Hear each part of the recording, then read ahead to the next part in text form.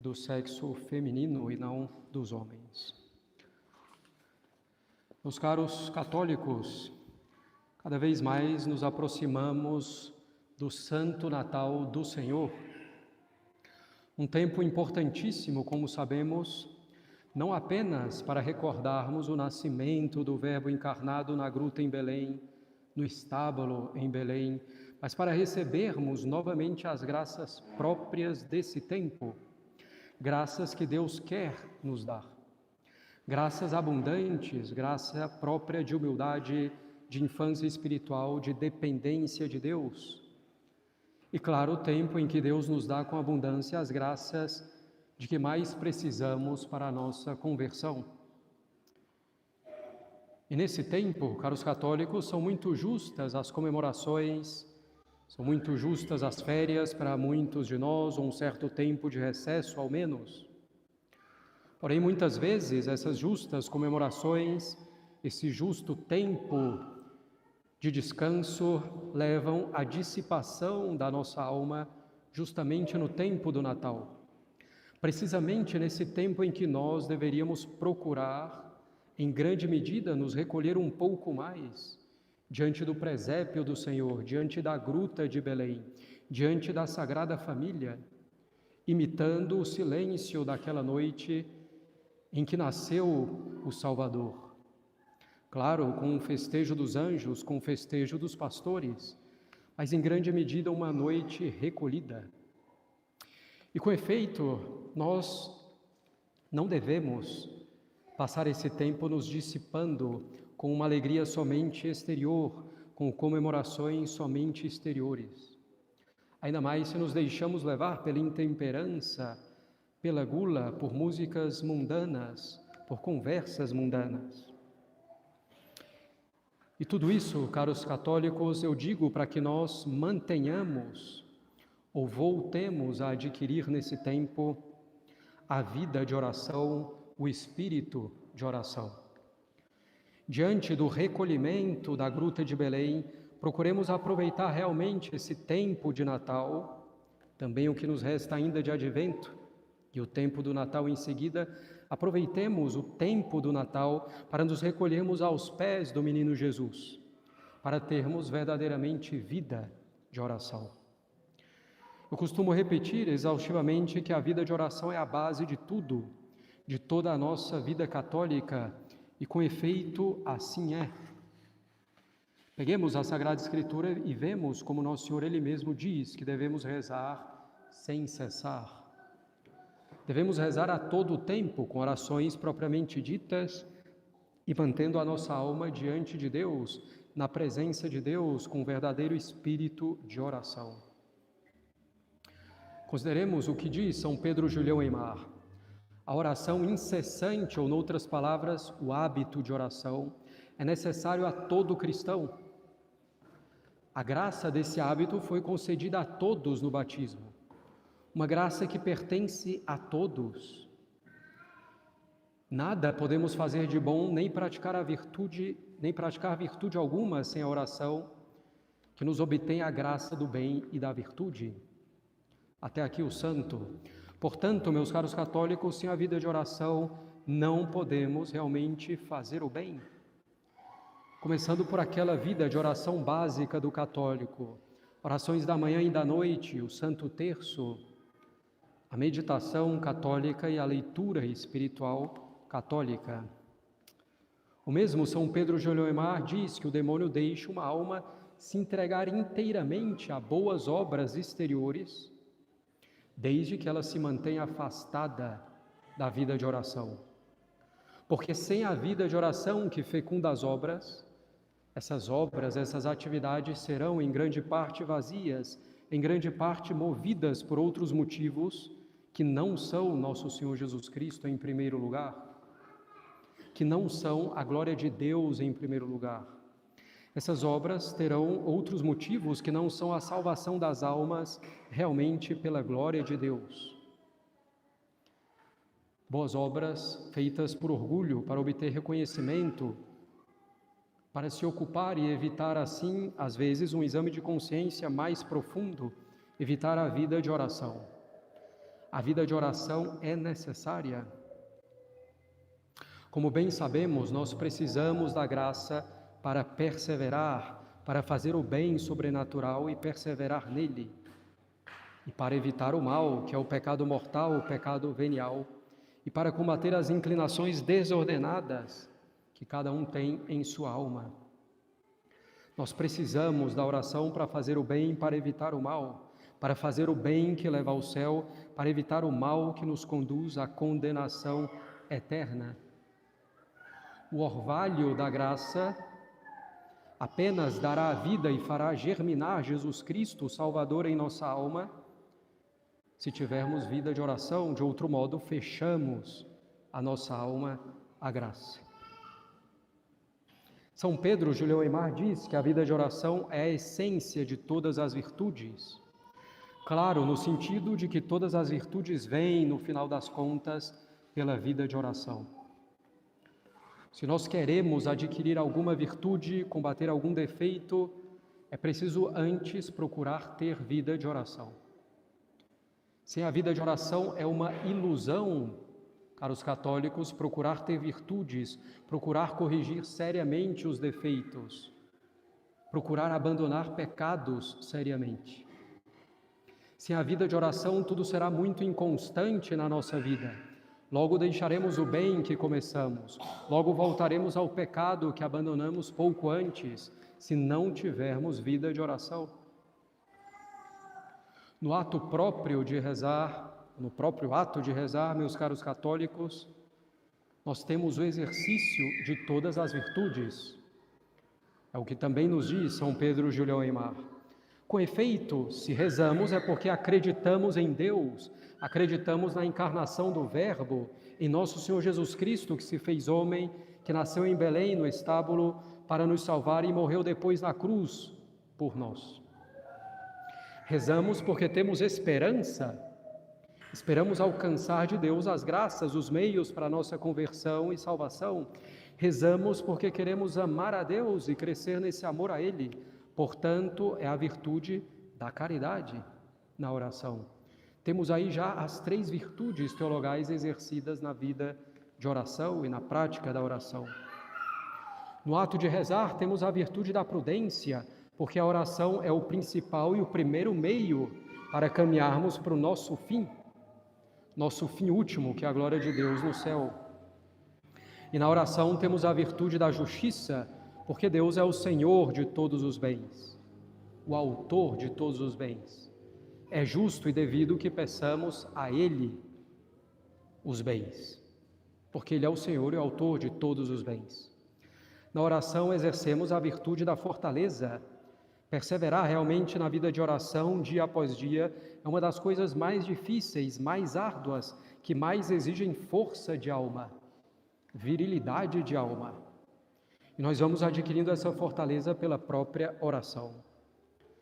E na vida de oração exercemos ainda a temperança, ordenamos e moderamos nosso apego aos prazeres sensíveis dessa vida, renunciando a nós mesmos, a tantas outras coisas que poderiam nos ser agradáveis em dado momento, para falarmos com Deus, nos colocarmos diante dele pela oração, para adorar a Deus, para agradecer a Deus, para pedir perdão pelos nossos pecados, para pedir as graças de que precisamos. Na oração exercemos a humildade, reconhecendo o nosso lugar diante de Deus, quem nós somos, reconhecendo nossa total dependência de Deus e que todo bem vem de Deus. Ao agradecer todos os bens que temos e fazemos e somos, na oração exercemos a virtude da paciência, sem nos inquietar, sabendo que Deus conhece o melhor momento de nos conceder as graças, de nos conceder aquilo que pedimos, se aquilo que pedimos é verdadeiramente bom para nós. Deus sabe melhor o tempo e a hora oportunos para nós. Sim, caros católicos, o próprio ato de rezar é já um exercício excelente de todas as virtudes. E aí sim, as nossas ações exteriores terão verdadeiramente alma, serão verdadeiramente ordenadas para Deus e podemos avançar de modo constante na vida virtuosa, imitação de nosso Senhor Jesus Cristo. O que o demônio mais quer é que não tenhamos vida de oração, que não rezemos ou que rezemos mal. Para isso, o inimigo nos prega algumas armadilhas. Uma delas são as distrações. Nos distrair durante a oração e nos fazer pensar que, como estamos muito distraídos, ou nos distraindo muito, fazer pensar que não vale a pena rezar. Ledo engano e grande engano. Devemos rezar apesar das distrações. Assim, caros católicos, se vamos rezar durante 15 minutos, nos concentramos nos distraímos depois 5, e percebemos a distração depois desses 5 minutos, e voltamos a nos concentrar mais 2 minutos. Depois nos distraímos mais 5, percebemos e voltamos a nos concentrar mais 2. Essa oração vale, porque não nos deixamos levar voluntariamente pela distração. E quando percebemos a distração, fizemos a nossa parte com a graça de Deus e voltamos a nos concentrar, ainda que tenha durado pouco. E recomeçamos então a luta. Essa oração vale e vale muito. Fizemos a nossa parte, o fruto não vem em primeiro lugar das minhas grandes ideias, da minha concentração, das minhas palavras excelentes ditas. O fruto vem de Deus. E nas minhas dificuldades, na minha condição, se eu procurei fazer o que podia naquele momento com a graça de Deus, quando percebi a distração, procurei voltar, não desisti por causa da oração, não desisti da oração por causa das distrações. Deus dará o fruto. Outro meio que o demônio quer empregar para nos fazer desistir da oração é a aridez. Que a gente reze sem gosto, sem nenhuma consolação sensível, sem nos sentir bem, sem que venha nenhuma grande ideia, nenhuma grande resolução, talvez. Isso é normal e está tudo bem. Não devemos parar de rezar porque não temos gosto sensível, porque não nos agrada sensivelmente, porque não nos alegramos sensivelmente, porque não nos sentimos bem, porque não sentimos que Deus está nos ouvindo ou falando conosco. Não devemos desistir nem diminuir a nossa oração em nada. Devemos continuar rezando. E essa oração feita na aridez de São Francisco de Sales tem mais valor do que a outra, feita em consolação, com gosto. Às vezes, sem nenhuma ideia clara, apesar do nosso esforço. Estamos lá, nos esforçando para prestar atenção nas palavras, para ter bons propósitos, boas luzes, alguma boa resolução, e às vezes não vem nada, apesar do esforço. Uma aridez, uma secura, uma aparente esterilidade da alma.